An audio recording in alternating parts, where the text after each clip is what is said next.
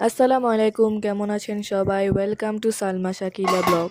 সকালে নাস্তা দিয়ে আজকে ব্লগটা শুরু করলাম। আব্বু বাইরে থেকে পরোটা, ভাজি আর ডাল নিয়ে আসছিল আর আম্মু এখানে ডিম ভাজি করতেছিল। ডিম ভাজি সহ খাওয়াটা অনেক মজা ছিল।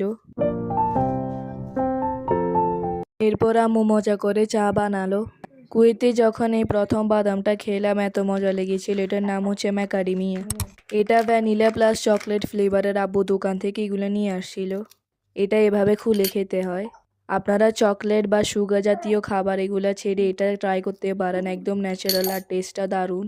আপনারা এটা অবশ্যই ট্রাই করবেন, আর যারা কুয়েতে থাকেন তারা এই বাদামটা আমার আব্বুর দোকান থেকে নিতে পারেন।